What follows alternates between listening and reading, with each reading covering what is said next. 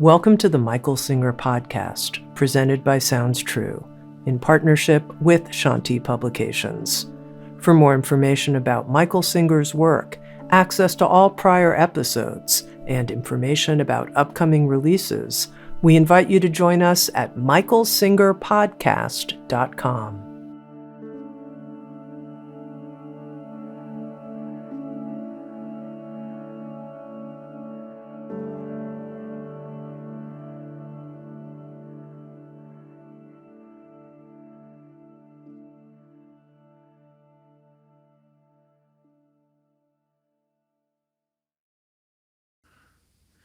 Jagrative, Jai Masters. People like to think that the spiritual path is all about right and white and light.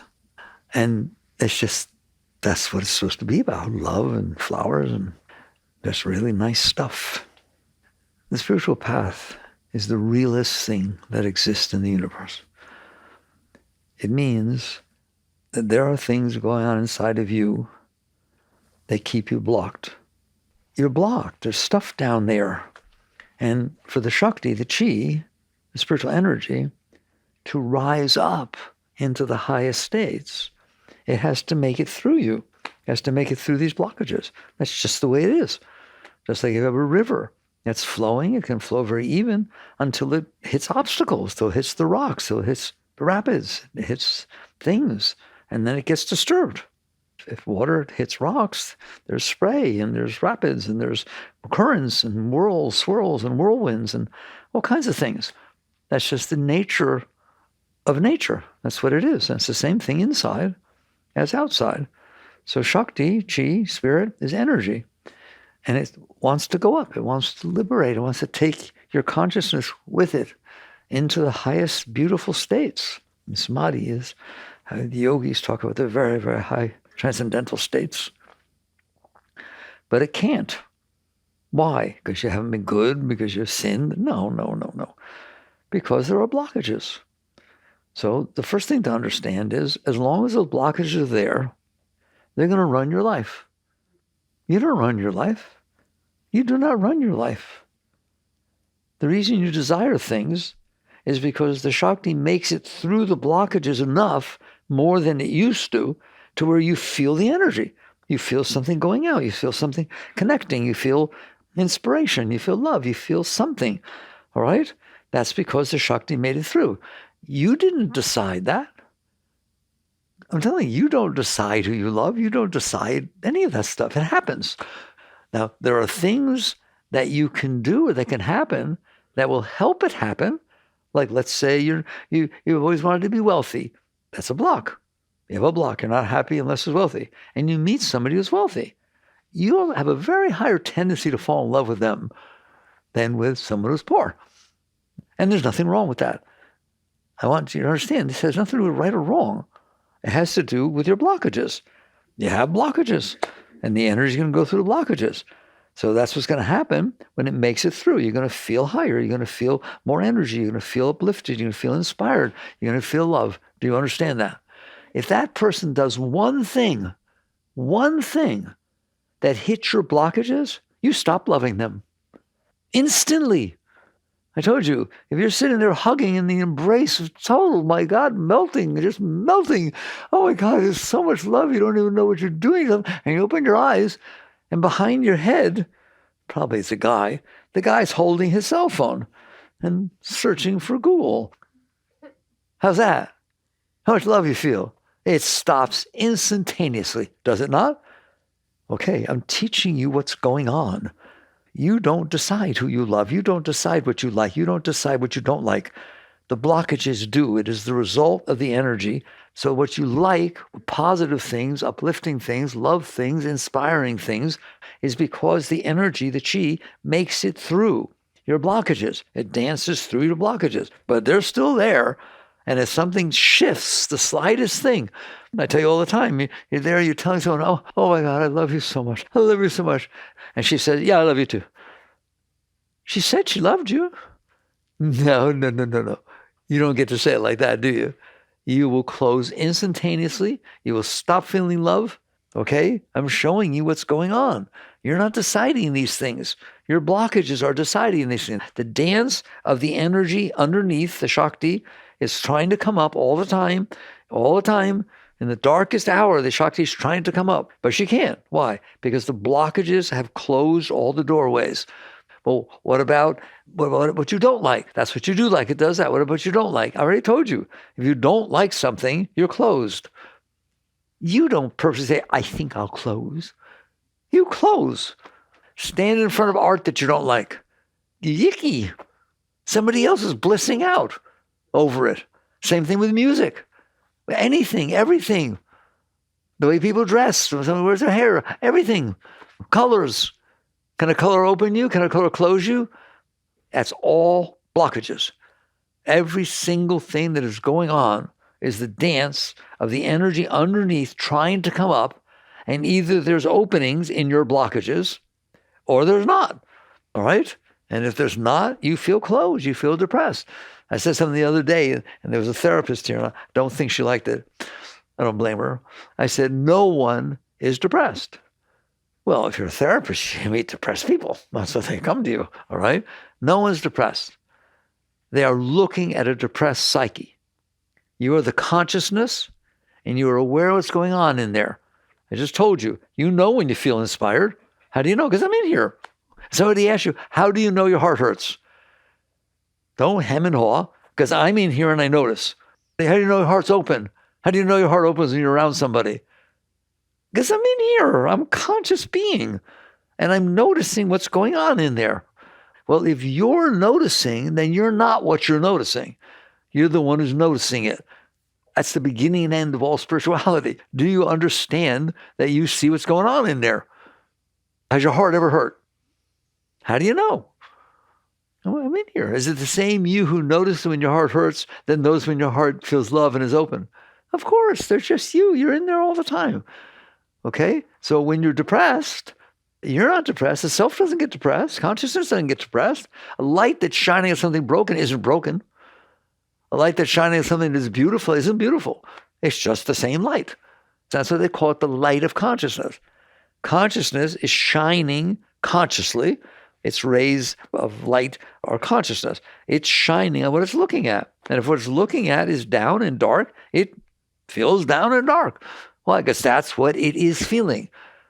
If it's looking at something that's uplifting and beautiful and open, then that's what it's looking at. The trouble is you say, I am depressed and I am in love. No. I am noticing love. I am noticing depression. That's called witness consciousness. You're seated in the seat of witness consciousness, noticing that you're noticing. So yes, sometimes it gets dark in there, yes or no. Sometimes it gets light in there, yes or no. You don't choose. It has to do with the blockages shifting around and the way that different people stimulate your blockages and the way that different thoughts can stimulate. You can be closed and have a thought and be open. You can be open, have a thought, and be closed. You don't even need the outside world. So these blockages shift around based upon the environment and different things.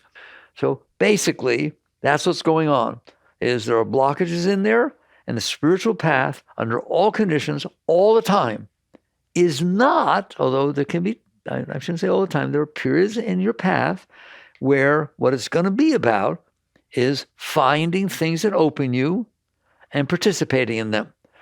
Okay? But that's not the real path. The real path is getting rid of the blockages.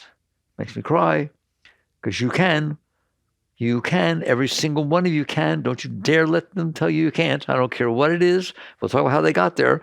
But every single blockage inside of you is capable of going and not being in there anymore. Well, what would happen if it wasn't in there anymore? Now you're talking. Now you're inspired by everything. Now you love everything. Because that's the nature of Shakti. The nature of the energy is love and inspiration and upliftment and joy and ecstasy. It just instantly goes up all by itself. No meditation, no anything. If the blockages are gone, that Shakti just goes flying up, pushes everything out of the way and back to God. So I told you, it's true that the consciousness is not depressed, but it can look at a depressed psyche, can't it? All right? And then you feel that way. All right, so now we have the groundwork of what the path is. The real path ultimately, but you can't do it this way. The other day I was talking to somebody, and they had never heard the song The Long and Windy Road by the Beatles. I couldn't believe it. I mean, maybe it's my generation. I don't know, but that was quite a song, all right? And I played it for him because they were going through stuff. And basically, it describes what I'm talking about. The long and windy road. It's not a straight path. Why? Because you need to work through your stuff. And what we're going to talk about is what is the stuff, how to work through it, and so on and so forth. Because that's the spiritual path. To sit there and say the spiritual path is go to God, what does that mean? It's like saying, go to South Alabama. I don't know what that is. You have no idea. You have no idea what God is, right? They teach in the books. That means nothing. It's a state of consciousness. God is a state of merged consciousness where all of your energy and all of your consciousness merges back into the creator, back into creation. That's God. God is the creator of the universe. So how do you do that? How do you get there? You need to remove the blockages. Okay, so 1, I've done this before, but I'm going to do it again. Where do the blockages come from? If I have to remove them, right, I should understand what are they? Where do they come from? So let's start right now, and you won't like it. You put them there. I did not. Yes, you did. There's not a single blockage inside of you that you didn't put there. What does that mean? Your blockages are because experiences happened outside of you that when they came in, your consciousness was not able to process it, was not able to handle it, was not able to leave your hands away from it and let it pass through. That's where I've gotten the clearest teaching. Can things happen outside that pass right through you? White lines in the road, cars you drive by, trees all over the place, blades of grass. There's a lot of stuff comes in, doesn't it? It goes right through. What do you mean? It comes in, you experience it, and it merges with the self. It merges back into the state of consciousness like water pouring into an ocean. It just goes in. There's nothing. Are there things that have come into you over the course of your life that didn't make it through, that are still in there? Well, why didn't they make it through? Because you didn't let them. You said, no, not on my watch. I don't want to experience this. Have you ever said, I can't handle this? Have you ever said, I can't handle this? I can't handle what you said. No, that's not okay with me. All right. Did that mean it didn't happen? And it stopped it from happening, did it? It wouldn't be in there if it didn't happen already outside. So you're never going to stop it from having happen, but you can stop from fully experiencing it. What you do is you use your will to push it away. It's called resistance. Freud called it suppression, repression, denial. I don't care. It's just resistance at one level or another. The deep psychological words of repression, denial, that kind of stuff, that means you really can't handle it. Denial means it didn't even happen. What do you mean it didn't happen? Well, I mean, it didn't happen. No, it didn't. Okay, very good. So you're not even going to let it get any close enough to where you acknowledge that it happened. That's pushing it away, didn't you? All right? And then repression and suppression or resistance is different stages of using your will. You have a power in there. I've noticed some people wrote me and said, I didn't understand any of it till you said I have hands in there and I can use them to push away energies. Do you? Yes or not? Do you manipulate things inside when energies come in? Those are the hands. That's your will. That's willpower. You have will and you can push away experiences. If you push them away, those are your blockages. Every single thing you ever pushed away, big or small, creates a blockage. What do you mean? Well, it's small. Okay, you're in high school. Go back, high school, and somebody plays a prank on you, and everybody laughs.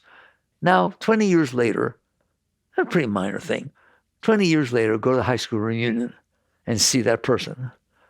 And you tell me you feel the same about them as everybody else. You don't, do you? It comes right back, doesn't it? The feeling of being rejected, the feeling of being laughed at. That means that tiny little event is still in there. That's ridiculous. You drive by white lines, they don't do that. You drive by trees, they don't do that. Okay? And the rest of your class, let's say, didn't do anything. Of course they did. So you have different stuff going on with that. There's your first boyfriend. Come on, just why you go to high school reunions, I have no idea. To tune back into my blockages. I want to feel the things, man. And you will, won't you? If you dated somebody, well, it changed like that. If somebody stole your boyfriend or girlfriend, oh boy. If the teacher didn't like you, still don't like him. You still don't like him. 20 years later, I don't like him. That's crazy. It should be new all the time. There's nothing happening anymore. The people change. No, not for you. They don't. They are what you stored. So those are your blockages. In yoga, we call them samskaras. I've explained it to you. What that means is the energy comes in. It has to go somewhere. Energy can't stop. Energy's moving. It's waves of power coming through. Okay? Well, if you block it, where does it go? It cycles around itself. Like this. You put will there, it cycles around your will. So it's still moving, but it's staying in one place. That's like one of those riddles. How can something always be moving and stay in one place? Circle? That's why a circle is such an important part of creation, because energy can stay in one place while it's circling. All right? That circle of energy that you've blocked has your emotions tied to it, your thoughts tied to it, smells. You can smell something, it comes back up, right or wrong. Walk into a kitchen, smell what mommy used to cook. All of a sudden you're crying. Okay? This is what all of psychology is about. This is what all your life is about, is you have stored those blockages. And so now as the life unfolds, it hits the blockages. They shift.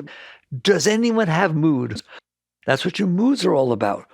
The moods are the energy going through these blockages, and they shift with anything, with a smell, with a thought, with anything, a look. Somebody can look at you, and all of a sudden you're in a mood. And so that's because of these blockages. Every single thing that you're living through is because of these blockages shifting around and the energy attempting to come up. And it's natural that if it manages to come up, you want that. And if something's blocking it and it's getting dark, you don't want that. And so you're like a little puppet, like those little mice that get stimulated in the cage. Pulse, no, go. And you go exactly where they take you. Don't you? Come on.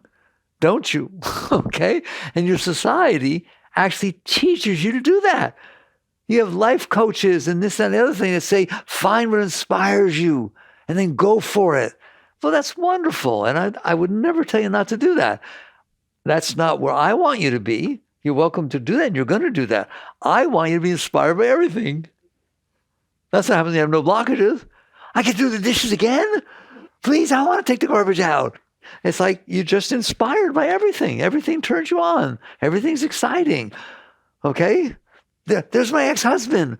God, I always loved him so much. I still do. Well, very good. What if you were like that? That's because you have no blockages. But otherwise, your life is patterned by your blockages. Where they open, you go. Where they close, you go away.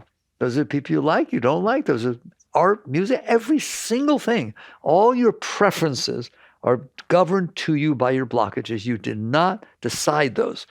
Yes, I did. I thought I liked this color, but when I saw that color, just a different hue, I really liked it. That's right. It opened you up for whatever reason. You had a blankie when you were young, or a toy was that color. You understand that? Certainly negative. You see a color that somebody, this is a nice one. Who doesn't like sunsets? Everyone likes sunsets, right? Well, I'll give you someone who doesn't like sunsets. Their girlfriend in college wants to dump them. They waited until they were out in their car with the convertible down, with the sun setting, and saying, you see that sunset? I'm going into it. Bye-bye. You will never like another sunset for the rest of your life. What's funny, you're laughing because it's true. That's what a samskara is. That's what a blockage is. The events that have happened, you've processed them different ways. Some make it through, some you push down, some you cling to because I like them, I want them to happen again. It's all energy dancing in there. That's what yoga teaches you. It's just the dance of energy with your blockages. So if that's what the blockages are, your spiritual path is to get rid of those blockages. First, don't put in any more and get rid of the ones that are there. That's the entire spiritual path. That's the entire spiritual path. Does meditation help? Of course it helps. Does mantra help? Of course it helps. You create some ability to handle the blockages that are in there. All right. So what is your path? Why is it a long and winding road? Why don't I just, there's the end of it. It's over. I told you what to do to it. Ha, ha, ha, ha. Have any of you noticed how powerful those energies can be? Like way more powerful. You sit here all you want. And you have no idea. I've seen people be like this, and if something happens, almost nothing. They're a totally different person. Totally different person. They were happy with this, they were unhappy with that. All of a sudden, it's totally different things. They want different things. Everything changes. And I've met ones who come back. They don't want to. Why? Because they made decisions during that time that are not congruous with going back. And so they practice denial. They don't want to come back. And I've met ones after many years who you can see it in their eyes. They're back, but they can't be. The environment won't let them be back. The environment that they created with those shifts makes it incongruous. I always tell a story when I was teaching at Santa Fe back in 73, 74, something like that. And they were crazy classes because they let me teach whatever I wanted. But I was doing a day class, and all the kids would come in and they'd sit on the floor, and we'd have nice talks. And there was this very, very, very straight lady. She had come back to school and get a degree, whatever. She's probably in her early 30s, married. And she'd come in woman in three-piece suits and, just very, very straight, and sit in a chair and hated every moment of that class. It was a required class. Hated every single moment of that class. And at the end of the class, she was afraid she was going to fail. And she didn't want to fail, but I hardly gave grades. I was just having a nice hippie class. And so she went to the president of the college and complained about me and about the class. So he called me in and said, you better take care of this. And so I remember talking to her. It's a neat story, but it's all about these shifts. Talking to her, I met her out in the hallway, sat down, and she said, do you want to look at me in the eye? No, just turn her head this way. And just said, I'm afraid they're going to fail me. I said, I'm not going to fail you. You write a paper at the end of the class, and you honestly say what you thought of the class, and you get an A. Just be honest. So I hated the class. Then write that you hated the class. That's wonderful. Be expressive. All right? And so that was last time I saw her.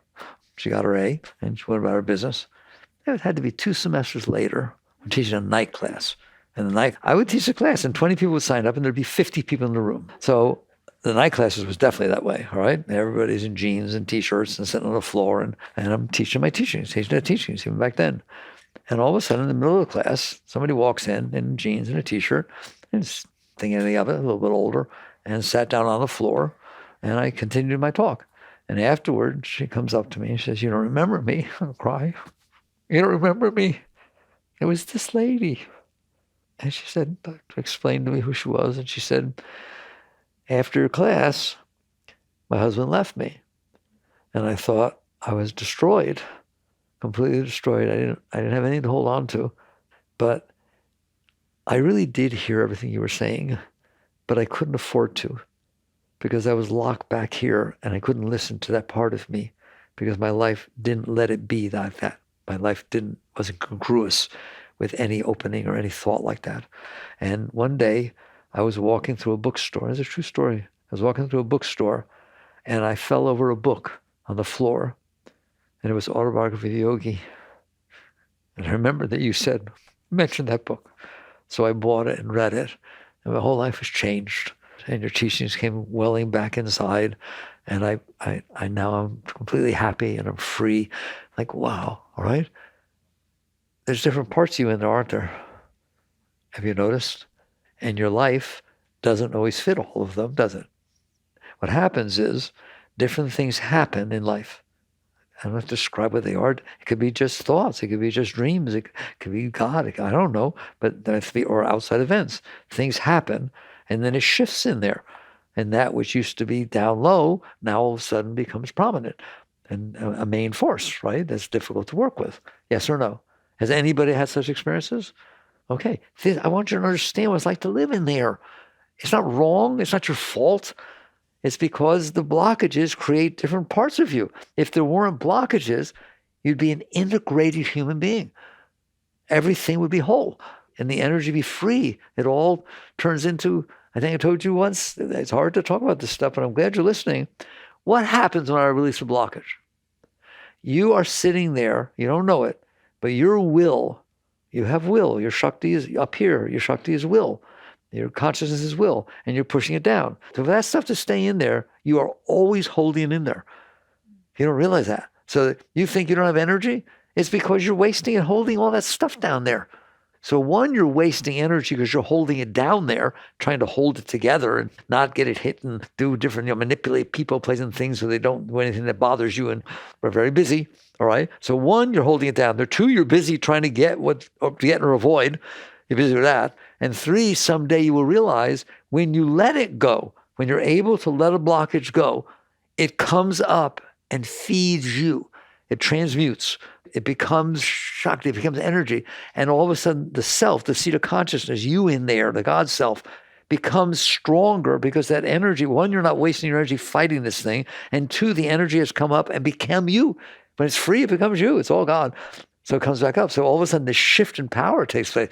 That's why in a straight Freudian psychology situation, take the couch, let's talk about mommy, let's talk about this, let's talk about different things, blah, blah, blah, blah, blah. And all of a sudden, after 24 sessions, all of a sudden you have what's called a breakthrough, a psychological breakthrough. And all of a sudden you can't sleep at night. You're so filled with energy. So, oh my God, I feel different than I've ever. That's because you cleared one blockage. I'm having a deep talk. It's honesty, okay?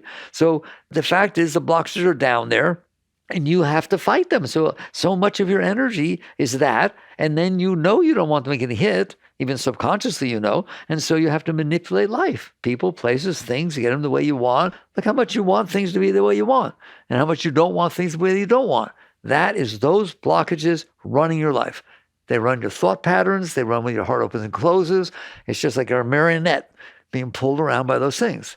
The path is very easy to say, well, man, let's get rid of those blockages. But I'm telling you, it's not that easy. It's not that easy if you had an argument with somebody yesterday, minor little argument, and now you see them today and you avoid them. I don't want to see them. Have you ever done that?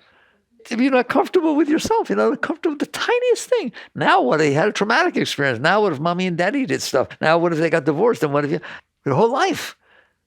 You hear me? So that's the stuff that's down there. So your path is to cleanse that. One, don't put more in. And two, cleanse it. All right? How do you do that? It's really simple to talk about in terms of your intention, your motive, your goal, your pole star of your life. Handle what you couldn't handle when it happened. I'll repeat that. Learn to handle. So you're not saying, I can't handle this, because if you could have handled it, it wouldn't be in there. So it's all about your ability to handle it. Not only could you not handle it when it happened 30 years ago, but you can't handle it when it comes back up. You push it right back down. You don't like people that stimulate your stuff. I told you not to talk about that. I don't like when you talk about that. So you do everything to make it not happen because you can't handle it. And then you want things to happen that you want to happen. And they never happen exactly the way you want. You had an experience that made you happy. Now you look for it to happen again. It can't happen again. It cannot happen again. Why? Because the first time it happened, it was a surprise. Go on. Give your kid a toy. See how happy they are. Now give them the same toy next year. It didn't happen, did it? Okay? You can't ever come back to neutral. That first time experience. Wake up to what it's like to live in there. So the key is to figure out, and we'll work on it, how to handle things, including the stuff that you couldn't handle before, so that when it comes back up, it's able to pass through and transmute into consciousness, transmute into light, transmute into God. And that's what's going to happen. But we can't do that. And it's very easy to talk about it, but I'm telling you, you can with some stuff, but you can't with other stuff. Now, I'm not telling you can't. There's nothing in there that has to be in there. There's no super glue in there. And when they do all their MRIs and all the watching thought patterns and all that kind of stuff, that is the result of your blockage. Yes, it shows up there. Okay? I don't know how to give an example. If I smoke, all right, I end up with cancer in my lungs. So it'll show that. But it was due to the smoking. It had a cause. So there's stuff that not all stuff. There are physiological problems, okay? But in terms of psychological problems, you're basically dealing with being able to see where the energy goes. They're watching energy. Be able to see where the energy goes due to the blockages. But that's not who you are. You're not any of that. You're not your personality. You're not your body. You're not your likes, you're not your dislikes. You're the consciousness that's aware of these things. And the more you're not dragged down into your blockages, the more it will elevate up naturally to where you experience your seat of consciousness. That's spirituality. So just like a video game, people play video games and they say there's level 1, level 2, level 3. Oh, you got to work your way up and the monsters are trying to get you. You work your way up, so then you go, boom, right? Same thing inside of you. God's playing a giant video game inside of you. Can I find my way home? And you just go through different stages and go through different things. And it's not easy. It's not easy. That's all there is to it. Okay? Like I said, you couldn't handle it when it happened, and you have trouble handling it now. Or if something comes up that you never dealt with before, and it's really negative, all of a sudden you're depressed. All of a sudden you don't know what's going on, and you're lost, and I can't see straight, and you've been there. Or something happens, all of a sudden you're in love, and you're this and energy, and you want to move, and you want to do all kinds of things because the energy is very strong. It's not wrong. It's not wrong. It's actually right. It's your path. It's showing you where your work is. So ultimately, I can talk all I want, but you're going to deal with these energies. What I want is that you enjoy dealing with the energies, that you appreciate dealing with the energies, that you realize it's a long and windy road. And what you have to go through, I've always taught you, the best that you can, if the energy comes up, breathe it up, transmute it, work with it. That's why you do yoga. That's why you do mantra, you do stuff. Work with the energy to bring it up. But there are energies that are going to come up, negative or positive, that it doesn't work. That's all there is to it. You can do it all you want. Next thing you know, you're drinking or doing drugs or running away or doing stuff because it's negative or running toward. Okay? And you just find that it's just the way it is. Okay? Then that means you go through that. What does that mean? You go through that. The shifts take place in your life, and it's gonna have to go through what it goes through. I don't know what to tell you. Does it work out perfect like you think it's going to be? Never. Does it? Never. Go on, get divorced. And then your blockages will attract a very similar person. Okay? So you're going to find out that just because you make the shifts doesn't mean it all changes, all right? And plus which, what I've always taught is, okay, number one priority was this in your life. Then all of a sudden the other comes up. It's number one priority. The more you satisfy, the less you want it. In some place you like to go on a vacation, go there 3 times. See if you pick it the 4th. The law of diminishing returns. The more you satisfy something, the less you want it. You got to understand how this stuff works, all right? But that doesn't mean you don't need to go through it. It's one thing to intellectually understand, but it's another thing to have those energies inside, positive or negative, that are so strong that no matter what you do, it's going that way. Then what do? You go through that. How long does it take? Well, I don't know. Mayor Baba said about 100, 200 lifetimes to work it through. He might have said thousands, by the way. You have plenty of time. Don't worry about it, all right? But that's why they teach reincarnation. That's why they teach that the soul goes through the entire process until it is able to merge back, okay? When Christ said you must die to be reborn, this is what he's talking about.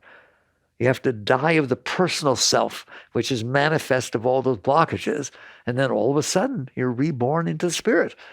That's your natural state. But it is not easy, and you shouldn't think it's easy, and you shouldn't feel guilt.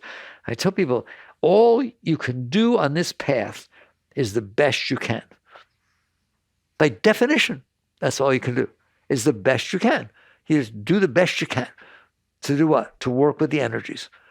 Okay? And if they pull you here, they pull you there. Then you go through there. If you can transmute it, you transmute it. Whatever it is, you just always just do the best that you can. And don't ever feel guilt. Don't ever feel shame. No. The only time you feel guilt or shame is if you purposely did not do the best that you can, and you knew you shouldn't do this, and you purposely did this. Well, guilt's a nice thing, because then you won't do it again. The guilt is teaching you. Otherwise, guilt's not a good teacher. If you do the best that you can, you don't need guilt. Guilt is for people that purposely don't do the best that they can. Someone's got to teach them, so they're left with this garbage inside.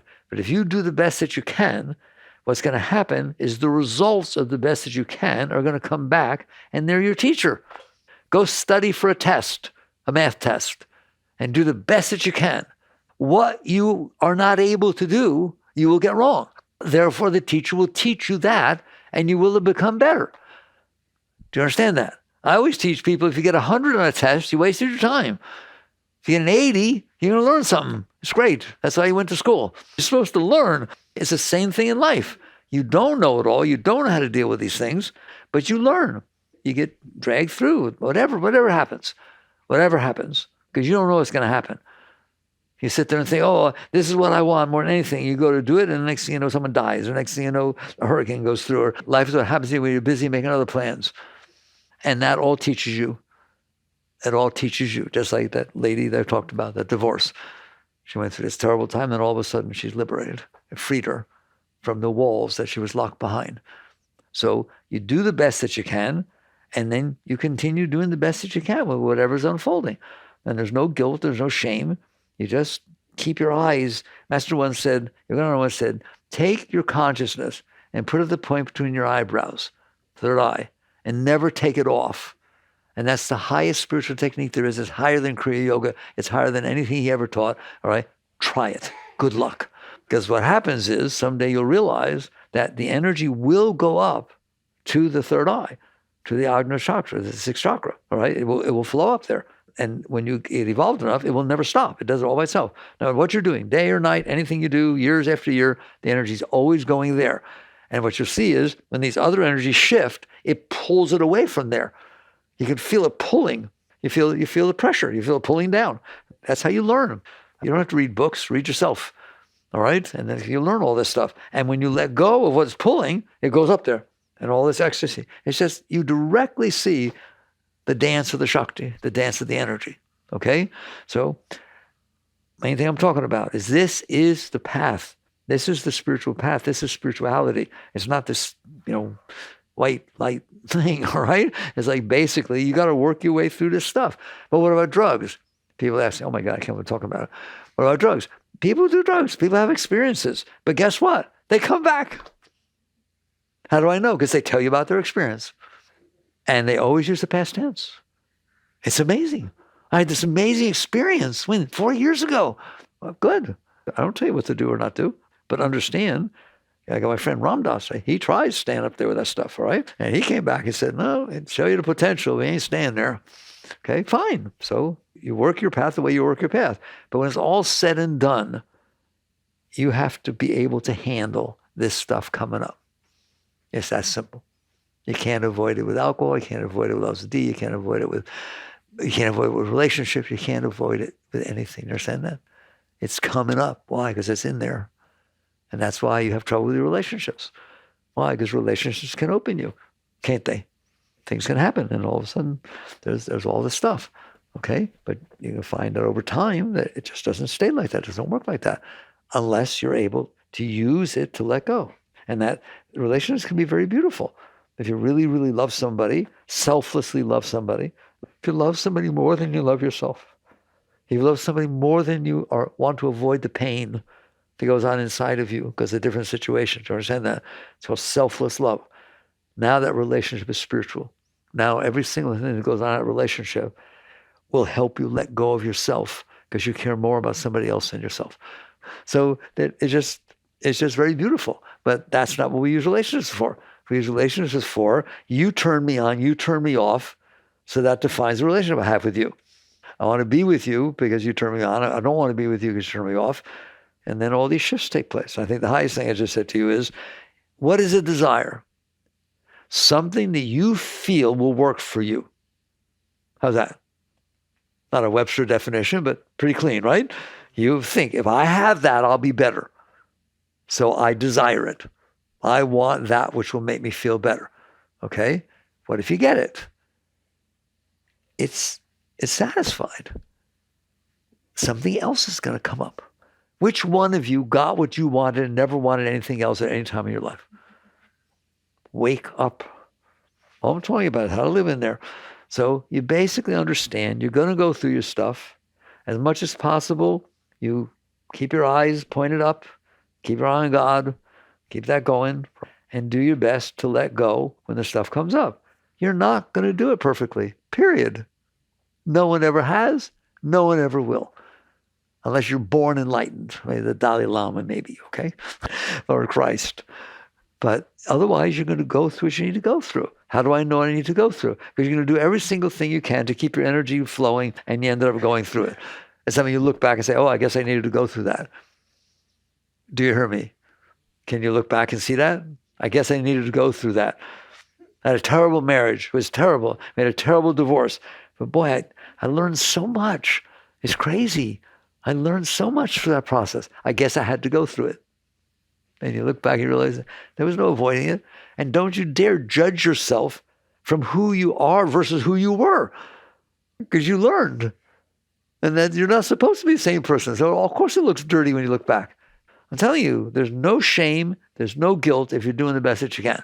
There's just learning, there's just growing. This is the spiritual path. And you're going to go through what you need to go through. And there are going to be times where it's very high. And there'll be times where you're high within yourself naturally. And then something happens. The next thing you know, boom, fear or desire or this or that take over. And you do the best that you can, and you go through what you need to go through. There's a book out there that you've probably heard of, Siddhartha. Ever heard of Siddhartha by Hess, Herman Hess? If you read it, you're going to find out, this is what he says, that you go through what you need to go through. And you're going to go through it, and that's all there is to it. There's nothing you can do about it. The one thing you do about it, which I teach, the only thing I teach you, I don't tell you what to do, right? But I'll tell you what not to do. Don't suppress. Suppression is the lowest thing you can do with the energy. It's basically saying a shift is taking place. I can't handle it. I'm going to push it away and not deal with it. Well, then you're coming back. And not just in past lives. All through your life, it will keep coming back up. And if you think you push it away and it's going to stay quietly down there, anything suppressed is like a computer virus. You don't know where it's going, and you don't know what it eats.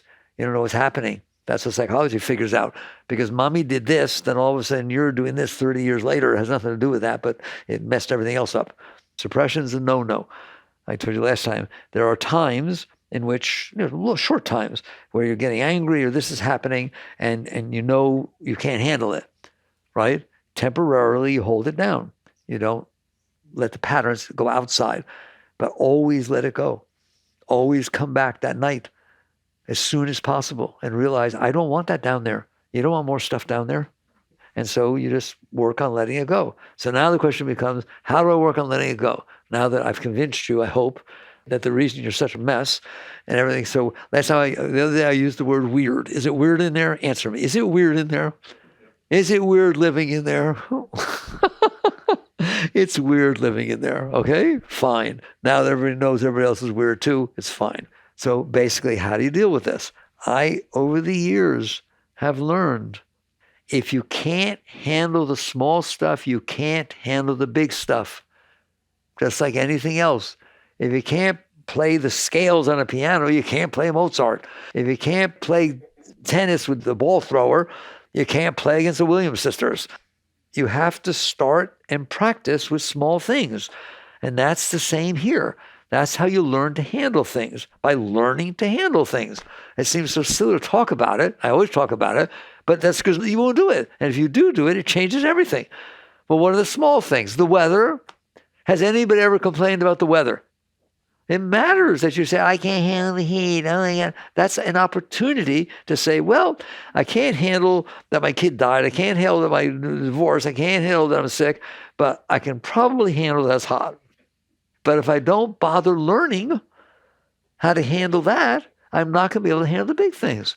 And so your work every day of your life, every minute of your life is to say, I'm learning to handle things. And if you learn to handle things, it's miraculous. You can handle things. And so you start working with yourself. Working with yourself is in every moment of everyday process of saying, can I handle this? Yeah, I can handle this. Why would I bother? So I can learn. That's why you bother. So if you're complaining about the heat, that ain't nothing compared to the big stuff people go through. People are in war zones. People's kids are dying. All kinds of things are happening. I think you can handle the heat. Then do it. Do it. Work with yourself. I always tell you, back in 72, I lived out here alone, and it was hot out here. I had no air conditioning in the car or the house, and he used to complain. He's supposed to be meditating, but he complained about the heat. And so one day I took him outside. I said, why is it hot? I've told you this story before, but I'm going to tell you again. Why is it hot? And he said, no, because the sun is hot. There's a sun out there and it's hot. And I said, is it a sun? And he said, no, it's a star. That's all it took. is a star. Who doesn't like stars? Right? They're just out there twinkling. You're close enough to one of those to feel its heat. That is far out, isn't it? And you're complaining? That's ridiculous, all right? And so all of a sudden, you become more open. You become more receptive. And then, because I like this astronomy stuff, I know that star is 93 million miles away. The circumference of the Earth is like 23,000. That thing's 93 billion, right? 1.3 million Earths fit inside the sun. That's awesome. I tell you, Miami's 360 miles away. Go set every building up. Don't do it. Set every building on fire in Miami. You will not feel 1 degree change up here, right? That thing's 93 million miles away, and you feel its heat. You should do this. I do this every time I feel it. Like, hi, star. You don't get sunburned. You get star burned. Change your attitude. That's what it means to honor and respect and accept and be able to deal with things. You can do that with everything. When it rains, you don't want to walk in the rain. Instead of complaining, stop and think, where do all those nice fresh vegetables at Publix come from? Rain. If it ain't raining, you're not getting food. And so you start changing. You can call it positive thinking if you want, but I want to call it being able to handle things. So as you do that, the next thing you're going to know is something a little bigger will happen. Sally won't say hello, or someone will talk badly about you, or whatever the heck it is. And you realize, I can handle this, because you handle the smaller things. When you start feeling the discomfort, it's fine.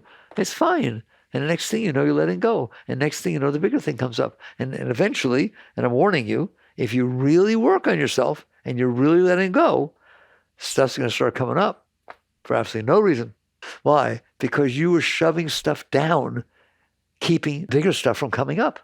So as you let go, don't get upset that I was doing so well, and now all of a sudden, oh my God, it's tough, right? That should happen. That's exactly what should happen. And then learn to let that go. But I can, and then you go with it, and you grow through that, and then that's the long and windy. I say, what's a long and windy road? What does he say? The long and windy road that leads to your door. You left me standing here such a long, long time ago. Don't leave me standing here. Take me home. That's why you walk this road. That's what you're doing. There's nothing wrong. You go through what you need to go through, but you do your best to keep your attention to the point between the eyebrows. Bring it all up. Bring it up. All right? So that is what the spiritual path is. And where does it lead? I talked about the other day. I never talk about it. Well, what's a master? Somebody who masters this. You call somebody a golf master, a tennis master. There's a masters in tennis and in golf. All right? Well, masters are ones that mastered this. They master the ability to handle absolutely every single thing that takes place. And so it just comes in and goes up and just washes everything out. As the energy goes up, it'll wash the rest out. And when you can handle a certain level of discomfort, it's not just that I handled what he said to me, because you handled the discomfort of rejection. In that instance, everything at that level of discomfort you now can handle. Not just that event. All of a sudden, this, you don't realize. Oh my God. So that is what spiritual growth is. The ability to handle what's going on inside of you to the best of your ability and be grateful for life because it's your teacher, and everything you go through, you need to look back. A wise person looks back and will not change one single thing that ever happened to them. It made me who I am today, and I'm willing to go through it, and you embrace it. Oh my God, it's so beautiful. All right? Work on these things. Jagrative.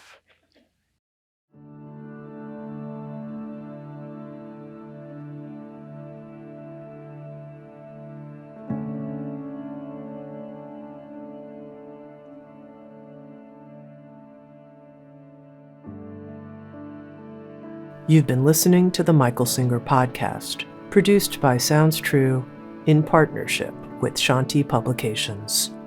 For more information on Michael's body of work and all back episodes, please join us at michaelsingerpodcast.com. Thanks so much for listening. Sounds True, waking up the world.